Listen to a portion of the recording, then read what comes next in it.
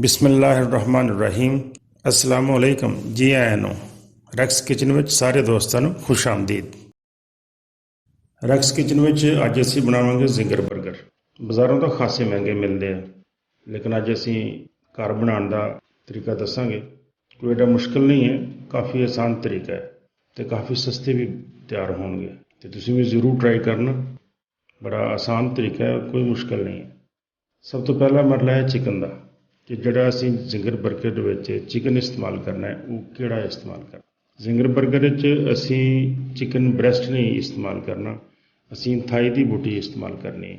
Leg piece ਦੇ ਨਾਲੋਂ drum stick ਲਾ ਲੈਣੀ, ਬਾਕੀ ਜਿਹੜਾ ਹਿੱਸਾ ਬਚਣਾ ਹੈ ਉਹ ਥਾਈ ਕਹਿਲਾਉਂਦਾ ਹੈ। ਉਹਦੇ ਵਿੱਚੋਂ ਹੱਡੀ ਅਲੱਗਾ ਕਰ ਲੈਣੀ ਹੈ, ਬੋਟੀ ਅਲੱਗਾ ਕਰ ਲੈਣੀ ਹੈ, ਜਿਸ ਤਰ੍ਹਾਂ ਮੈਂ ਕੀਤੀ ਹੈ। ਇਹ ਬੋਟੀ ਬਹੁਤ ਨਰਮ ਹੁੰਦੀ ਹੈ। ਹੁਣ ਅਸੀਂ ਇਹਨੂੰ ਮੈਰੀਨੇਟ ਕਰਕੇ ਰੱਖ ਲੈਂਦੇ ਹਾਂ। ਪਹਿਲੇ 1 ਚਮਚ ਨਮਕ ਦਾ, 1 ਚਮਚ ਅਦਰਕ ਪਾਊਡਰ ਦਾ, ਅੱਧੀ ਚਮਚ ਕਾਲੀ ਮਿਰਚ, ਅੱਧੀ ਚਮਚ ਸਫੈਦ ਮਿਰਚ, ਅੱਧੀ ਚਮਚ ਸੁਰਖ ਮਿਰਚ ਅਤੇ ਅੱਧੀ ਚਮਚ ਔਰੀਗਾਨੋ। ਔਰੀਗਾਨੋ ਪੱਤੇ ਹੁੰਦੇ ਆ, ਬਾਜ਼ਾਰ 'ਚੋਂ ਬੜੀ ਆਸਾਨੀ ਨਾਲ ਮਿਲ ਜਾਂਦੇ ਆ। ਅਤੇ 1 ਚਮਚ ਸਿਰਕੇ ਦਾ ਲਾ ਕੇ ਇਹਨੂੰ ਅੱਛੀ ਤਰ੍ਹਾਂ ਮਿਕਸ ਕਰ ਲੈਣਾ, ਅਤੇ ਮਿਕਸ ਕਰਕੇ 2-2.5 ਘੰਟੇ ਵਾਸਤੇ ਇਹਨੂੰ ਤੁਸੀਂ ਰੱਖ ਦਿਓ।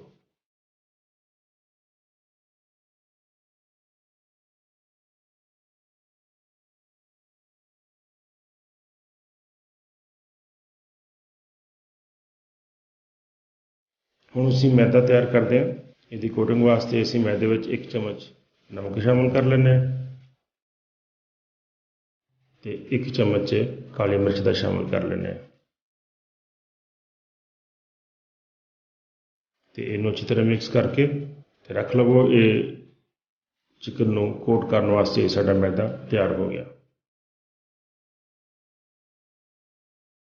ਹੁਣ ਸਾਨੂੰ ਕਾਫੀ ਟਾਈਮ ਹੋ ਗਿਆ, ਸਾਡਾ ਚਿਕਨ ਮੈਰੀਨੇਟ ਹੋ ਗਿਆ, ਅਤੇ ਹੁਣ ਅਸੀਂ ਇਹਨੂੰ ਪਹਿਲੇ ਮੈਦਾ ਕੋਟ ਕਰਦੇ ਹਾਂ। ਇਸ ਤਰ੍ਹਾਂ ਬੋਟੀਆਂ ਨੂੰ ਤੁਸੀਂ ਮੈਦੇ ਵਿੱਚ ਦਬਾ ਕੇ ਪ੍ਰੈਸ ਕਰਨਾ ਹੈ, ਦਬਾਉਣਾ ਹੈ ਅਤੇ ਹਿਲਾਈ ਜਾਣਾ ਹੈ। ਇਹ ਥੋੜ੍ਹਾ ਜਿਹਾ ਮਿਹਨਤ ਤਲਬ ਕੰਮ ਹੈ। ਅੱਛੀ ਤਰ੍ਹਾਂ ਮਿਹਨਤ ਕਰਨੀ ਹੈ। ਅੱਛੀ ਤਰ੍ਹਾਂ ਤੁਸੀਂ ਬੋਟੀਆਂ ਨੂੰ ਇਸ ਤਰ੍ਹਾਂ ਮਸਲ ਕੇ ਮੈਦਾ ਲਗਾਉਣਾ ਹੈ। ਫਿਰ ਇਹਦੇ ਉੱਤੇ ਜਿਹੜੇ ਕਰੰਬਸ ਬਣਨੇ ਆ, ਉਹ ਖੂਬਸੂਰਤ ਕਰੰਬਸ ਬਣਨੇ ਆ।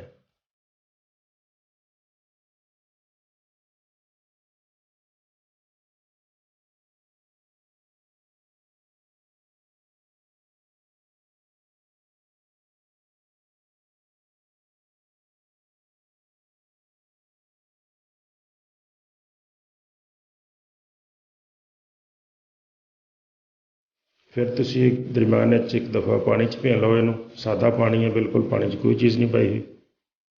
ਪਾਣੀ 'ਚ ਭਿਓ ਕੇ ਫਿਰ ਦੁਬਾਰਾ ਇਸੇ ਤਰ੍ਹਾਂ ਮੈਦਾ ਕੋਟ ਕਰੋ। ਅੱਛੀ ਤਰ੍ਹਾਂ ਦਬਾ ਕੇ ਤੁਸੀਂ ਬਿਹਤਰੀਨ ਤਰੀਕੇ ਨਾਲ ਇਹਨੂੰ ਮੈਦੇ ਨੂੰ ਕੋਟ ਕਰ ਲਓ।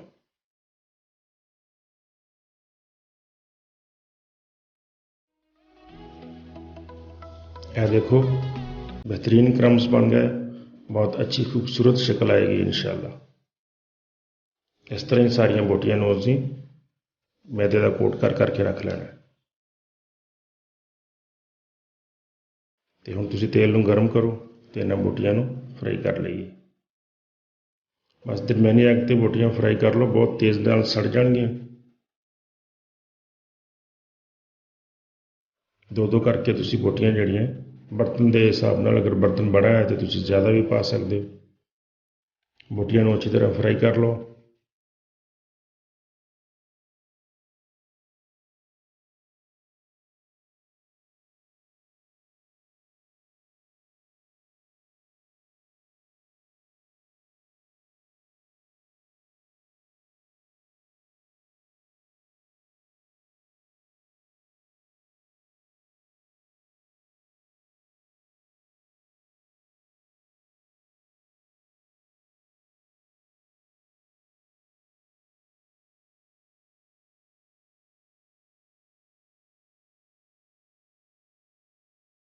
बोटियां साडियां फ्राई हो गई।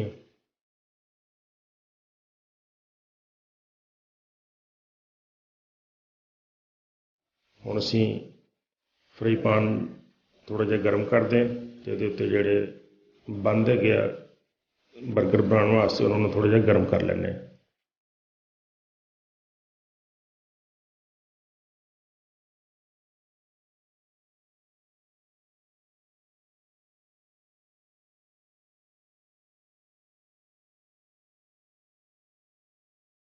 ਤੇ ਹੁਣ ਇਹਦੇ ਉੱਤੇ ਬਰਗਰ ਸਾਸ ਲਗਾਓ।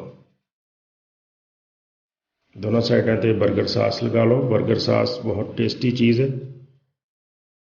ਇਹ ਸਾਸ ਬਣਾਉਣ ਦੀ ਰੈਸਪੀ ਮੇਰੇ ਚੈਨਲ 'ਤੇ ਮੌਜੂਦ ਹੈ, ਤੁਸੀਂ ਉੱਥੋਂ ਦੇਖ ਸਕਦੇ ਹੋ।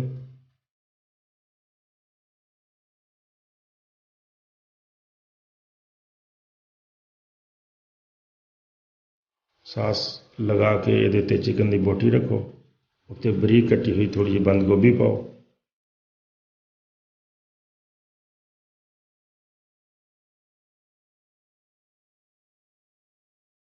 ਤੇ ਦੂਸਰਾ ਪੀਸ ਉੱਤੇ ਰੱਖ ਦਿਓ। ਸਾਡਾ ਜ਼ਿੰਗਰ ਬਰਗਰ ਤਿਆਰ ਹੋ ਗਿਆ। ਇਸੇ ਤਰ੍ਹਾਂ ਤੁਸੀਂ ਆਪਣੇ ਸਾਰੇ ਬਰਗਰ ਤਿਆਰ ਕਰ ਲੈਣੇ ਤੇ ਇਨਸ਼ਾਅੱਲਾ ਬਿਲਕੁਲ ਬਾਜ਼ਾਰ ਦਾ ਮਜ਼ਾ ਆਏਗਾ ਔਰ ਬਹੁਤ ਸਸਤੇ ਤਿਆਰ ਹੋਣਗੇ। ਬਾਜ਼ਾਰੋਂ ਖਾਣ ਦੀ ਕੋਈ ਜ਼ਰੂਰਤ ਨਹੀਂ, ਘਰ 'ਚ ਜ਼ਰੂਰ ਟਰਾਈ ਕਰੋ ਤੇ ਬਰਗਰ ਘਰ ਬਣਾ ਕੇ ਖਾਓ। ਬਹੁਤ ਸ਼ੁਕਰੀਆ।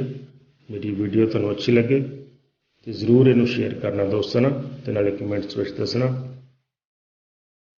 ਵੀਡੀਓ ਨੂੰ ਲਾਈਕ ਔਰ ਸ਼ੇਅਰ ਕਰਨਾ, ਚੈਨਲ ਨੂੰ ਸਬਸਕ੍ਰਾਈਬ ਕਰ ਦਿਓ। ਬਹੁਤ ਸ਼ੁਕਰੀਆ। ਅਸਲਾਮੁ ਅਲੈਕੁਮ।